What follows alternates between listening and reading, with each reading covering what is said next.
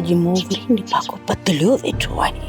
अलाए हाणे गुजारो चवंदो हिन मोए मिश्री जी ख़बर ई न पवे।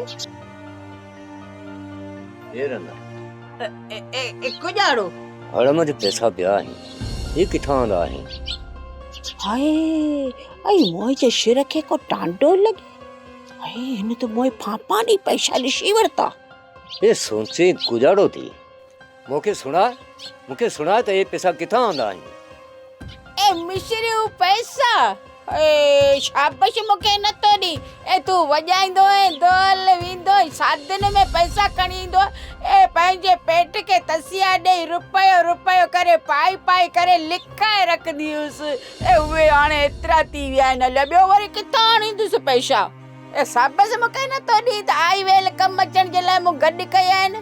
तो कहिड़ी कमाई आहे जो एतिरा रुपया गॾु थींदा? ए जॾहिं का तुंहिंजी मुंहिंजी शादी थी न ए तू मूंखे कॾहिं ॾोकड़ ॾींदो है तो उन मां रुपयो करे जोड़ींदी हुअसि। ए कॾहिं का पैसा आहिनि?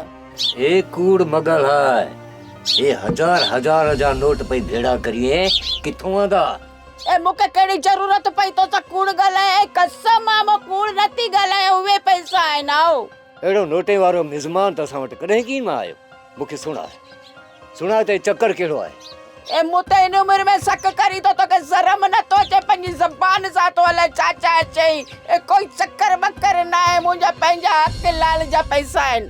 मूंखे ख़बर आहे त रुपया तोखे किथे लालच में जुड़िया आहे। ए न जुड़े जो कोला नालो तो खणी उ मूंखे छो पैसा ॾींदो? हाँ हाणे की न सच्ची जुड़े जो ना वरिती, मूं त जुड़े निभागी जो ना ई की न वरितो, पोइ तुंहिंजी ज़ुबान ते कीअं आयो? ए न ए ॿी का ॻाल्हि कान्हे। ए जुड़े जो नालो बस ईअं ज़ुबान ते अची वियो तो चए न जुड़ियो त मूं बि चयो जुड़ियो। सुञाणा थो तोखे निभागी जुड़े खे सुरे जो आसरो ॾेई उहे पैसा वरिता आहिनि। ए न मुआ हरिया भरिया मूंखे ख्वार कोलाए तो करे, अहिड़ी का बि ॻाल्हि कान्हे। ए रना ख्वार त तूं थी मूंखे करीं निभागी। ए बच कर हाणे जलवात के आ की न तो ख्वार थी वॾी इज्जत वारो आ। सुञाणा तोखे मोजी ॻाल्हि सम्झ में कॾहिं ईंदी? देखो मौत मार नहीं, मुझे नालो ना गिनी जे मुझे मार ना ए खुदा पुज नहीं। ए आ वनी मानो के दाऊ ते दिया खुदा पुज जो बा है किनी दिया बेशरम। सोप सीरियल सारंग जा तमाम एपिसोड्स ॾिसो HD क्वालिटी में। विजिट करियो असांजो YouTube channel Sindh TV HD drama.